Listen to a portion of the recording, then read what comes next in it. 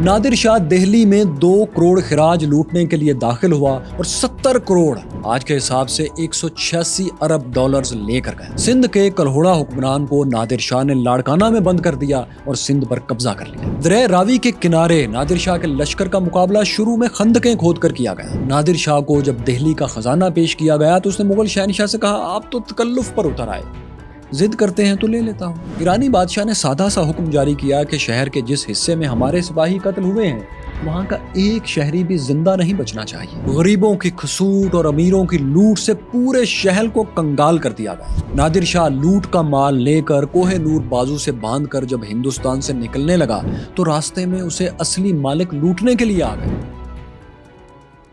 Cures fellows میں فیصل رائج۔ جولائی 1738 میں نادر شاہ نے ایرانی شہنشاہ نے ہندوستان پر حملے کا آغاز کیا۔ اس کے لیے اس نے یہ جواز گھڑا کہ مغلوں نے اس کے دشمن غلزائی قبیلے کے کچھ لوگوں کو پناہ دی تھی۔ مغل سلطنت کی حدود اس وقت افغانستان کے علاقوں کابل اور غزنی تک پھیلی ہوئی تھی۔ نادر شاہ نے پہلے انہی شہروں کو فتح کرنے کا فیصلہ کیا۔ اس کے بعد خیبر پاس سے پشاور اور وہاں سے لاہور کے راستے دہلی پر قبضے کا پروگرام تھا۔ ایرانی بادشاہ نادر شاہ افشار کو اس مہم میں ریاست کلات کا بھی بھرپور تعاون حاصل تھا، جہاں آج بلوچستان کا صوبہ ہے، یہاں جو ریاست کلات تھی اس کا۔ وہ اس لیے کہ ریاست کے حکمران میر محبت خان اول نے نادر شاہ کی مدد سے ہی کلات پر اپنا کنٹرول مضبوط کیا تھا، سو وہ ایرانی حکمران کا وفادار تو تھا ہی۔ اسی لیے کلات سے بلوچ فوجی دستے بھی ہندوستان پر حملے کے لیے نادر شاہ کی فوج کے ساتھ تھے۔ اس لشکر نے پہلے غزنی اور کابل کو فتح کیا اور پھر جلال آباد کے راستے درہ خیبر پہنچ گیا۔ یہاں اسے پہلی بڑی مزاحمت کا سامنا کرنا پڑا۔ کابل کا نائب مغل گورنر ناصر خان نادر شاہ کے حملے سے پہلے ہی اپنے زیر کنٹرول علاقے پشاور میں پہنچ چکا تھا۔ یہاں اس نے 20,000 قبائلیوں کا لشکر بھی جمع کر لیا تھا اور درہ خیبر کے مشرقی سمت ایسٹرن سائیڈ پر اس نے مورچے بنا لیے تھے۔ حملہ آور ایرانی فوج اگر اسی تنگ راستے میں داخل ہوتی جو کہ ان کا پہلے پلان تھا تو آسانی سے نشانہ بن جاتی، ماری جاتی۔ ایرانی بادشاہ اس صورتحال سے نپٹنے کے طریقے سوچ رہا تھا کہ مقامی بارکزئی قبیلے کے ایک سردار سرور خان نے نادر شاہ کی رہنمائی کی ایک طریقہ بتایا۔ اسی کی مدد سے پھر نادر شاہ درہ خیبر کے جنوبی راستے سے آگے بڑھنے لگا۔ یہ راستہ 3 صدیاں پہلے امیر تیمور نے بھی ہندوستان پر حملے کے لیے استعمال کیا تھا۔ اسی مشکل راستے سے نادر شاہ ایک لمبا چکر کاٹ کر ناصر خان کی فوج کے عین پیچھے پہنچ گیا اور اچانک حملہ کر دیا۔ پشاور کا قبائلی لشکر تتر بتر ہو گیا اور ناصر خان گرفتار ہو گیا۔ قبائلیوں کی شکست کے بعد پشاور کے شہریوں نے بھی چپ چاپ سرنڈر کر دیا۔ اس کے ساتھ ہی ناصر خان کی زندگی بھی بچ گئی۔ وہ ایسے کہ وفاداری کی شرط پر اس کی پشاور اور کابل کی گورنری قائم رکھی گئی، لیکن اب ظاہر ہے یہ علاقے مغل نہیں بلکہ ایرانی امپائر کا حصہ تھے۔ پشاور پر قبضے کے کچھ دن بعد ایرانی فوج نے اٹک کے مقام پر کشتیوں کے پل سے دریائے سندھ عبور کیا۔ پھر وہ مقامی آبادیوں کو تباہ و برباد کرتے ہوئے لاہور کی طرف بڑھنے لگے۔ لاہور کے گورنر زکریا خان بہادر نے ہتھیار ڈالنے سے انکار کر دیا۔ برٹش ہسٹورین لاک ہارٹ کے مطابق زکریا خان نے اپنے کمانڈر قلندر خان کی کمان میں 5-6 ہزار جوان بھی ایرانیوں سے مقابلے کے لیے بھیج دیے۔ انہوں نے گجرات کے قریب کنجا کے علاقے میں اپنے سے کئی گنا بڑے ایرانی لشکر پر بھرپور حملہ کیا، تاہم انہیں شکست ہوئی اور قلندر خان لڑتے ہوئے مارا گیا۔ البتہ ہسٹورین سید محمد لطیف کہتے ہیں کہ قلندر خان لاہور کے قریب ایمن آباد کا دفاع کرتے ہوئے مارا گیا تھا، یعنی کنجا میں، گجرات کے پاس نہیں۔ بہرحال اپنے کمانڈر کی شکست سے زکریا خان سمجھ گیا تھا کہ براہ راست مقابلہ اس لشکر سے ممکن نہیں، سو اس نے دریائے راوی کے مشرقی کنارے پر خندقیں کھود کر فوج کو مورچہ زن کر دیا۔ اب اگر نادر شاہ کا لشکر دریا پار کرنے کی کوشش کرتا سامنے سے تو مغلوں کی بندوقوں اور توپوں کا نشانہ آسانی سے بن جاتا۔ نادر شاہ افشار نے یہاں بھی خیبر پاس والی تکنیک ہی اپنائی۔ وہ اپنی کچھ فوج کے ساتھ شہر سے کافی دور ایسی جگہ چلا گیا جہاں مغل آرمی موجود نہیں تھی۔ ایرانی گھڑ سواروں نے ایک ایسی جگہ سے جہاں پانی قدرے کم گہرا تھا وہاں سے دریا پار کیا اور مغلوں پر پیچھے سے حملہ کر دیا۔ پشاور کی طرح یہ حملہ سرپرائز تھا، سب لوگ مشکل میں تھے، لیکن راوی کنارے کھڑی اس فوج نے فوری ہتھیار نہیں ڈالے اور لڑتے رہے۔ 2 دن تک 48 گھنٹے تک شدید جھڑپیں ہوئیں اور پھر مغل فورسز کو پیچھے ہٹ کر لاہور قلعے میں پناہ لینا پڑی کیونکہ ایرانی لشکر کے حملے تابڑ توڑ تھے۔ गवर्नर ज़करिया समझ चुके थे कि अब मुकाबला नामुमकिन है और ईरानी जल्द ही शहर पर काबिज होकर क़यामत ढा देंगे। चुनाचे उसने लाहौर को तबाही से बचाने के लिए ईरानी बादशाह से मुआहदा कर लिया। शहर को पुरअमन तौर पर नादिर शाह के हवाले कर दिया गया। इस अमन की कीमत के तौर पर शहर के खजाने से नादिर शाह को 20 लाख रुपए अलग से अदा किए गए। जाहिर है इसीलिए तो वो आया था। लाहौर में उसके नाम के सिक्के भी दोस्तों जारी किए गए थे। लाहौर पर नादिर शाह का परचम लहराया तो दिल्ली में मुगल शहनशाह मोहम्मद शाह रंगीला को भी जैसे होश आ गया कि पानी तो सर से गुजर चुका है। शहनशाह ने फौरी तौर पर बची खुची सल्तनत के हर अमीर को खत लिखा कि पहुंचो पहुंचो, दिल्ली पहुंचो। दक्कन का नवाब निजामुल मुल्क आसिफ जाह पहले से ही कुछ फोर्स के साथ दिल्ली में आ चुका था। अवध का नवाब सादत खान भी अपनी फौज लेकर इसके बाद दिल्ली की तरफ चल पड़ा। लेकिन ये सब नाकाफी था, क्योंकि ओवरऑल हिंदुस्तानी उतने मुत्तहिद थे ही नहीं कि ये लड़ाई लड़ सकते या जीत सकते। वो क्यों?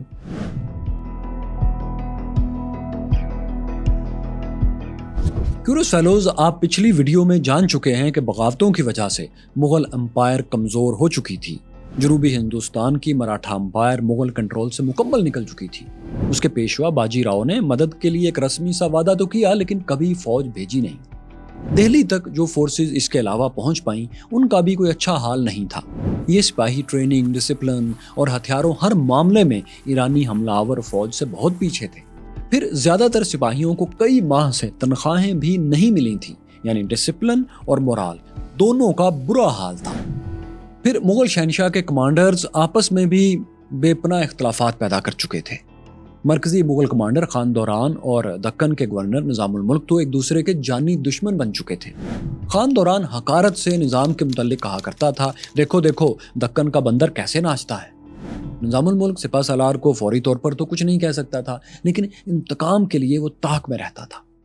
इन्हीं माजूरियों और मजबूरियों के साथ दोस्तों शहनशाह मोहम्मद शाह रंगीला ने जैसे तैसे फौज इकट्ठी की और दिल्ली के नॉर्थ में, शुमाल में करनाल के मुकाम पर आनकर खड़ा हो गया। नादिर शाह भी लाहौर से निकला और मजीद इलाकों में लूट मार करते हुए करनाल पहुंच गया। 24 फरवरी 1739 को 1739 को दोनों फौजों का आमना सामना हुआ। नादिर शाह के पास 1 लाख से ज्यादा फौज थी, मोर देन 100,000, जबकि मुगलों की तादाद वाज़े तो नहीं, लेकिन ये ईरानियों से बहरहाल कुछ ज्यादा ही थी। जंग शुरू हुई तो नादिर शाह ने मुगलों को खूब चकमे दिए। उसके घुड़सवार दुश्मन पर हमला करके भागने का दिखावा करते थे। मुगल सवार उनका ताक़ुब करते हुए अपनी फौज से दूर निकल जाते थे। फिर किसी जगह छुपे हुए ईरानी सिपाही इन्हें घेर कर गोलियों की बरसात में मार देते थे। यहाँ नादिर शाह का एक खुफिया हथियार भी मुगलों के लिए तबाहकुन साबित हुआ और ये हथियार था जंबूरक। जंबूरक छोटी छोटी तोपें थीं जिन्हें ऊंटों पर नस्ब करके दुश्मन पर करीब से फायर किया जा सकता था। ज़ाहिर है ये काम बड़ी तोपें, भारी तोपें नहीं कर सकती थी। जंबूरक बमबारी ईरानियों के लिए तबाहकुन मोबाइल और टल्ली साबित हुई। हाँ, एक चीज थी जो मुगल फौज को इन तोपों से भी ज्यादा नुकसान पहुंचा सकती थी, और वो चीज थी इनके आपस के इख्तलाफात, और वो नुकसान पहुंचा रहे थे। एक बार क्या हुआ कि मुगल सिपा सालार खान दौरान दुश्मनों के घेरे में आ गया। मोहम्मद शाह ने निजामुल मुल्क को हुक्म भेजा कि जाओ और खान दौरान की मदद करो। अब वो तो खान दौरान का जानी दुश्मन था, वो कैसे मदद करता। वो हुक्म टाल गया और हाथी पर बैठा कहवा पीता रहा। यूं खान दौरान को मदद नहीं मिली, लेकिन वो खुद बहादुरी से लड़ता रहा और ईरानियों की फायरिंग से शदीद जख्मी हो गया। उसे जख्मी हालत में मुगल कैंप में वापस ले जाया गया तो निजामुल मुल्क के पास बेहतरीन मौका था। उसने उसे काफ़ी कोसने और ताने दिए और अपना जी हल्का किया। पुराना हिसाब, दक्कन का नाश्ता बंदर कहने का हिसाब चुकता किया। इसी तरह मुगलों का एक और अहम मुगल कमांडर सादत खान बहुत देर ईरानियों के मुकाबले पर डटा रहा, यहाँ तक कि ईरानियों ने उसके हाथी को घेर लिया था। इस पर भी वो सरेंडर करने के बजाय मुसलसल ऊपर बैठा तीर बरसाता रहा। तब तक बरसाता रहा जब तक ईरानी सिपाही रस्सियों के जरिए हाथी पर चढ़कर उसे काबू में नहीं ले आए। इसे गिरफ्तार करके नादिर शाह के सामने पेश किया गया। शिकस्त खुर्दा सादत खान ने ईरानी बादशाह नादिर शाह की अतात कबूल कर ली और अपनी जान बचाई। जब सूरज डूबा तो मुगल फौज 10,000 लाशें छोड़कर अपने कैंप में पसपा हो चुकी थी। लड़ाई में सिर्फ 400 ईरानी फौजी हलाक हुए थे और 700 जख्मी हुए थे। मुगल फौज तो अपनी बड़ी तादाद का फायदा इस जंग में बिल्कुल नहीं उठा सकी, लेकिन दुश्मन यानी ईरानी फौज अपने डिसिप्लिन और फायर पावर से बर्तरी हासिल कर चुकी थी। ईरानी फौज ने फौरी तौर पर इसके बाद मुगल कैंप को घेरे में लेकर चारों तरफ तोपें नस्ब कर दी। अब मुगल शहनशाह के पास रंगीला शाह के पास दो ही रास्ते थे, हथियार फेंक कर जान बचाए या लड़ते हुए मारा जाए, तारीख रकम करते। उसने जिंदगी बचाने को तरजीह दी। वो नादिर शाह के खैमे में दाखिल हुआ और तलवार फेंक दी। बैटल ऑफ करनाल नादिर शाह ने जीत ली थी।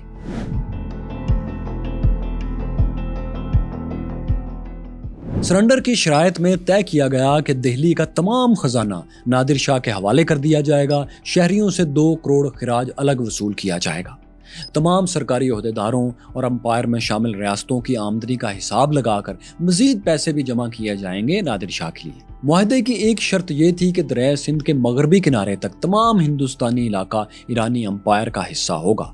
बदले में ईरानी फौज तमाम मुगल कैदियों को रिहा कर देगी। ये सब तय होने के बाद मुगल शहनशाह को ईरानी घुड़सवारों के एक दस्ते के मुहासरे में यानी तकरीबन कैद में दिल्ली वापस भेज दिया गया ताकि वो लाल किला दिल्ली में फातेह नादिर शाह के शान इस्तकबाल की तैयारियां शुरू कर सके। क्यूरियस फेलोज नादिर शाह ने दिल्ली में दाखिल होने के लिए कुछ दिन इंतजार किया, बाहर पड़ाव किया। इसकी एक बहुत ही खास उसके नजदीक वजह थी। नए ईरानी साल का पहला दिन नौरोज 20 मार्च को आ रहा था। पर्शियन लेजेंड के मुताबिक हजारों बरस पहले ईरानी हुक्मरान जमशेद भी उसी दिन तख्त पर बैठा था। नादिर शाह भी नौरोजे पर ही दिल्ली में दाखिल होकर अपनी फतह को यादगार बनाना चाहता था। 20 मार्च 1739 को नादिर शाह पूरी शानो शौकत से दिल्ली में दाखिल हुआ। लाल किले पर नस्ब मुगल तोपों ने उसे सलामी दी। नादिर शाह घोड़े से उतरा। मोहम्मद शाह ने उसका इस्तकबाल किया और तहाइफ पेश किए। ईरानी बादशाह ने कहा, मुगल और तुर्क एक ही नस्ल के तो लोग हैं, इसलिए मैं तुम्हें दिल्ली का हुक्मरान बरकरार रखता हूँ। इसके जवाब में मोहम्मद शाह ने कहा कि मैं शुक्राने के तौर पर दिल्ली का तमाम खजाना आपकी नजर करता हूँ। नादिर शाह अफशार ने कहा, मैं तमाम खजाना लेने से इनकार करता हूँ। क्या जरूरत है इस तकल्लुफ की? घर की बात है, दिल्ली में हो या असफान में एक ही बात है। मुगल शहनशाह ने भी 1-2 बार मजीद इसरार किया, ले लें, जिद ना करें, वैसे भी मेहमान फातेह बेजुबान होता है। जाहिर है इससे मिलती जुलती कुछ अदाकारी की होगी, जिसके बाद ईरानी शहनशाह ने कहा, ठीक है, आप इतनी जिद करते हैं तो मैं खजाना रख लेता हूँ। अब दोस्तों ये सब ड्रामा था, क्योंकि नादिर शाह दिल्ली में लाल किले का फन्ने तामीर देखने तो आया नहीं था, लूटने ही तो आया था, बस जरा भरम रखवा रहा था। इस ड्रामे के बाद नादिर शाह लाल किले के मर्दाना हिस्से में और मुगल शहनशाह मोहम्मद शाह रंगीला जनान खाने में खवातीन वाले हिस्से में मुंतकिल हो गया। अब दोस्तों नादिर शाह अफशार वक्ती तौर पर दिल्ली का हुक्मरान था। वो लाल किले के दीवाने खास में बिछे तख्ते ताउस पर बैठकर अपना दरबार भी लगाता था। दिल्ली की मसाजिद में बतौर शहनशाह उसके नाम का खुतबा भी पढ़ा जाने लगा था। उसके सिक्के भी जारी हो गए थे। इन सिक्कों पर उसे बादशाहों का बादशाह, शहनशाहों का शहनशाह लिखा भी जाता था। मगर सूरत हाल जमीन पर इतनी अच्छी नहीं थी। बज़ाहिर पुरअमन थी, लेकिन शहर के लोगों और काबिज ईरानी फौज के सिपाहियों में तनाव बढ़ता जा रहा था। ईरानी फौज शहर पर काबिज थी, उनका रवैया भी काबिजों वाला ही था, सो शहरी इस रवैये से बहुत तंग आने लगे थे। जबकि नादिर शाह जब तक 2 करोड़ वसूल ना हो जाते और सारा खजाना बाकी रियासतों का भी उसके हाथ ना आ जाता, वो वापस जाने को तैयार थोड़ी था। ये पहला 2 करोड़ का खराज उसने दिल्ली के शहरियों ही से तो वसूल करना था, टैक्स की शक्ल में। लेकिन इस दौरान यह हुआ कि शहर में अनाज महंगा हो गया। अब शहरियों के लिए और मुश्किलात खड़ी हुई कि वो महंगा अनाज खरीदें, भूखे रहें या काबिज हमलावर को टैक्स दें। नादिर शाह के सिपाहियों और शहरियों में चपकलश बढ़ने लगी। 21 मार्च 1739 को 1739 को ईरानी सिपाहियों और शहर के दुकानदारों में झगड़ा हो गया। कुछ सिपाही ईरानी सिपाही मारे गए। शहरियों ने देखा तो वो काबिज फौज के खिलाफ बगावत के लिए उठ खड़े हुए कि हम यहाँ जीत गए हैं चंद सिपाहियों को मारने में, तो शायद हम सारी फौज ही को मार लेंगे। इस दौरान किसी ने ये अफवाह भी फैला दी कि नादिर शाह को यानी शहनशाह को भी कत्ल कर दिया गया है। इस अफवाह से शहरियों के हौसले और बढ़ गए कि शायद हम जीत गए हैं। अवाम के मुसल्ला जत्थे टोलियों में घूमते हुए ईरानी फौजियों को तलाश करके उन पे हमले करने लगे। इन हमलों में तकरीबन 900 ईरानी मारे गए। बाकी जो बचे वो भागकर लाल किले में अपनी जो ज्यादा बड़ा हिस्सा था फौज का उसके साथ जाकर मिल गए। अवामी हजूम ने किले के बाहर कुछ फासले पर मोर्चा संभाल लिया, आकर बैठ गए। अब फातेह नादिर शाह गैर मुनज़्ज़म अवामी जत्थों के बाकायदा मुहासरे में आ गया था, क्योंकि वो किले के अंदर था। नादिर शाह ने शहरियों को सबक सिखाने का फैसला कर लिया। 22 मार्च के दिन वो घोड़े पर सवार होकर किले से बाहर चांदनी चौक की तरफ बढ़ा। शहरियों में उसे रोकने की हिम्मत थोड़ी थी। روشن الدولہ مسجد جو اب سنہری مسجد کہلاتی ہے، اس کی چھت پر چڑھ کر نادر شاہ نے اپنی تلوار نکالی اور فوج کو شہریوں کے قتل عام کا حکم جاری کر دیا۔ اس کے ساتھ ہی اس نے اپنے سپاہیوں کو ایک اور زبانی حکم بھی بھیجا، وہ یہ کہ شہر کے جس حصے میں بھی اس کے سپاہی قتل ہوئے ہیں وہاں ایک شہری بھی زندہ نہیں بچنا چاہیے۔ یہ احکامات جاری کر کے وہ تو قلعے میں واپس چلا گیا، لیکن اس کی 3000 فوج نے قلعے سے نکل کر غیر منظم شہریوں پر تلواریں سونت لیں۔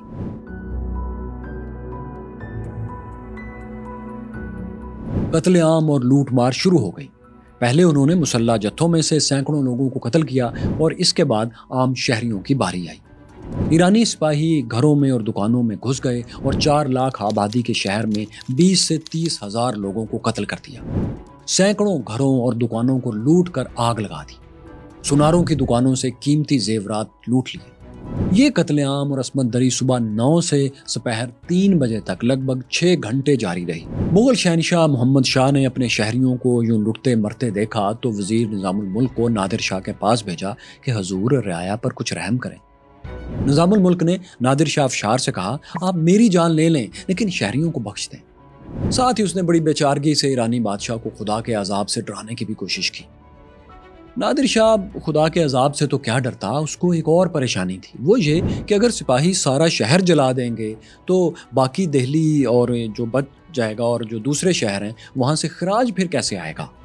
خراج وصولی کے لیے ایک پرامن سسٹم کا قائم رہنا بہت ضروری تھا۔ لہٰذا اس نے قتل عام روکنے کا حکم جاری کر دیا کہ شہریوں کو جو سزا اس نے دینی تھی وہ دے چکا تھا۔ دہلی میں نعرے بجا کر اعلان کر دیا گیا کہ شہریوں کو امان دی جاتی ہے۔ ایرانیوں کی منظم فوج نے اعلان سنتے ہی ہاتھ روک لی۔ البتہ شہریوں کو مزید سزا دینے کے لیے گلیوں میں پڑی ہوئی لاشوں کو کئی دن تک پڑا رہنے دیا گیا۔ بعد میں بہت سی کو اٹھا کر جلا دیا گیا یا جمنا میں بہا دیا گیا۔ اس حد تک تباہی پھیلانے اور عزتیں لوٹنے اور لوٹ مار کے بعد نادر شاہ نے بغیر وقت ضائع کیے فوری طور پر خراج کی وصولی کا ایک سسٹم شروع کیا۔ اس وقت تک شہر کے دروازے بند رکھنے کا حکم جاری کیا گیا جب تک ان شہریوں سے، دہلی کے لوگوں سے 2 کروڑ روپے پورے وصول نہیں ہو جاتے۔ شہر کو 5 زونز میں 5 حصوں میں بانٹا گیا۔ ہر حصے کے لیے دہلی ہی کے ایک معزز شہری کو ذمہ داری دی گئی کہ اگر وہ اپنے لوگوں کی جان بچانا چاہتا ہے اور اپنی بھی، تو 40 لاکھ روپے اپنے حصے سے جمع کر کے نادر شاہی خزانے میں جمع کروائے۔ اس کے لیے وہ شہریوں کی خفیہ تجوریوں کی مخبری بھی کر سکتا تھا یا خود کسی بھی طرح یہ رقم کا بندوبست کر کے نادر شاہ کے پاس پہنچا سکتا تھا۔ اسے یہ کرنا ہی تھا، ورنہ اس کے سر پر 1000 نادر شاہ کے سپاہی موجود تھے جو اسے اور شہریوں کو کوئی بھی سزا دینے کے لیے آزاد تھے۔ انہیں حکم تھا کہ اگر کوئی شہری رقم دینے میں چوں چرا کرے تو اس کی چوں چرا کو خاموش کروا دیا جائے۔ دہلی میں غریب لوگ جو خراج نہیں دے سکتے تھے وہ عزت و آبرو بچانے کے لیے خودکشیاں کرنے لگے۔ کتنے ہی لوگ اپنا سب کچھ چھوڑ کر چور راستوں سے شہر چھوڑ کر نکل گئے۔ نادر شاہ کے سپاہیوں نے ہر گھر میں جھاڑو پھروا دیا، فرش کو ادھیڑ کر تلاشیاں لی گئیں، چھتیں پھاڑ کر لوگوں کی ایک ایک پونجی نکالی گئی۔ خراج کی رقم پوری ہونے تک پورا دہلی کنگال ہو چکا تھا۔ عام شہریوں کو لوٹنے کے بعد دوسری باری درباریوں اور امراء کی آئی۔ ایک ایک کو نادر شاہ کے سامنے پیش کر کے اس کی دولت کا حساب کتاب لگوایا گیا۔ جس کے پاس دہلی سے باہر بھی کسی اور شہر میں، کسی اور قصبے میں یا صوبے میں دولت تھی، اسے واپس لانے پر مجبور کیا گیا۔ جس نے انکار کیا اسے سخت سزائیں دی گئیں۔ کہتے ہیں ایک مغل وزیر نے پس و پیش سے کام لیا تو اسے ننگا کر کے، برہنہ کر کے دھوپ میں کھڑا کر دیا گیا۔ شدید گرمی سے بے حال وزیر نے تھوڑی ہی دیر میں ساری دولت دینے کی حامی بھر لی۔ صرف اس اکیلے سے 1 کروڑ روپے وصول ہوئے، جبکہ قیمتی ہیرے جواہرات اور کئی ہاتھی اس کے علاوہ تھے۔ لیکن نادر شاہ کا دل ابھی بھرا نہیں تھا۔ وہ سوچ رہا تھا کہ کاش اسے لوٹ مار کے لیے دوبارہ حملے کی انویسٹمنٹ نہ ہی کرنی پڑے۔ اسی راؤنڈ میں، اسی حملے میں جتنا وہ لوٹ سکتا ہے، جتنا جمع کر سکتا ہے کر لے اور واپس چلا جائے۔ حالانکہ 2 کروڑ کی رقم کم از کم اس شہر سے وہ حاصل کر چکا تھا۔ غریبوں کو کھسوٹنے اور امراء کو لوٹنے کے بعد تیسرے سٹیپ پر اس نے یہ کیا کہ مغل خزانچیوں سے امپائر کی ہر ریاست کی دولت کا الگ الگ حساب لگوایا۔ بے بس شہنشاہ محمد شاہ کو حکم دیا گیا کہ وہ ان علاقوں سے دولت منگوا کر یہاں جمع کروائے۔ بنگال جو کہ مغل امپائر کا سب سے دولت مند صوبہ تھا، اس کے خراج کا حساب لگوایا گیا تو صرف وہ اکیلا 7 کروڑ روپے سے اوپر بنتا تھا۔ مغل دربار میں بنگال کے نمائندے نے جب یہ کہا کہ اتنی دولت یہاں لانا آسان نہیں، اس کے لیے تو بنگال سے دہلی تک بیل گاڑیوں کی قطار بنانی پڑے گی۔ اس گستاخی پر اسے بھرے دربار میں خوب مارا گیا۔ بنگالی وزیر اتنا دل برداشتہ ہوا کہ اس نے پورے خاندان سمیت خودکشی کر لی۔ اسی طرح اودھ کے نواب سعادت خان کے متعلق بھی کہا جاتا ہے کہ اس نے بھی نادر شاہ کے توہین آمیز رویے کا شکار ہو کر موت کو گلے لگا لیا، جو کہ شروع میں جنگ میں بچ گیا تھا۔ یہ اس کی بات ہو رہی ہے۔ عین ممکن ہے یہ کہانی ہو اور نادر شاہ نے ہی اسے خودکشی پر مجبور کیا ہو، یا مارنے کے بعد اس کی موت کو خودکشی مشہور کر دیا ہو۔ بہرحال تاریخ اس پر کوئی کلیئر ورڈکٹ دینے میں خاموش ہے، ہم صرف اندازہ لگا سکتے ہیں۔ اس غارت گری کے علاوہ نادر شاہ نے شہنشاہ اورنگزیب عالمگیر کے پوتے عزیز الدین کی بیٹی سے بھی اپنے بیٹے نصر اللہ کی شادی زبردستی طے کر دی۔ لاچار شہنشاہ محمد شاہ نے دبی زبان میں کسی نجی محفل میں کہہ دیا کہ ہم اونچے نسب کے مغل لوگ ہیں، ہم تو اونچی جگہ پر ہی رشتہ جوڑتے ہیں، کم از کم جن کا شجرہ نسب بہت اعلیٰ 7 پیڑھیوں تک ثابت ہو۔ نادر شاہ تو چرواہے کا بیٹا ہے، یہ تو بڑی بے جوڑ سی شادی ہوگی۔ یہ اعتراض نادر شاہ تک پہنچ گیا۔ اس نے بڑا سخت جواب پہنچایا۔ اس نے کہا مغل شہنشاہ سے کہو کہ نادر شاہ کا شجرہ نسب یہ ہے کہ وہ نصر اللہ ابن نادر شاہ ابن تلوار ابن تلوار ابن تلوار ہے، اور یہ سلسلہ 7 تک نہیں 70 پیڑھیوں تک جاتا ہے۔ محمد شاہ کو یہ دھمکی فوراً ہی پہنچ گئی اور اس کو سمجھ بھی آ گئی۔ وہ خاموشی سے شادی کی تیاریاں کروانے لگا۔ شہریوں کے قتل عام، لوٹ مار اور زبردستی کے رشتوں ہی کی وجہ سے دوستو نادر شاہ ہندوستان میں ظلم کا استعارہ بن گیا اور آج تک ہے۔ کہیں بلا وجہ کوئی غلط احکامات ٹھونس رہا ہو، زبردستی کر رہا ہو، تو اسے کہتے ہیں کہ تم کیا نادر شاہی حکم چلا رہے ہو۔ دوستو نادر شاہ دہلی کو صرف لوٹنے کے لیے ہی آیا تھا، وہ یہاں رہنے یا حکومت کرنے کے لیے نہیں آیا تھا۔ جب اسے یقین ہو گیا کہ اب لوٹنے کے لیے یہاں کچھ نہیں بچا، تو 16 مئی کو ایرانی فوج نے مال غنیمت کے ساتھ واپسی کا سفر شروع کر دیا۔ اس لوٹی ہوئی دولت کی قیمت مغل کرنسی میں 70 کروڑ روپے تھی۔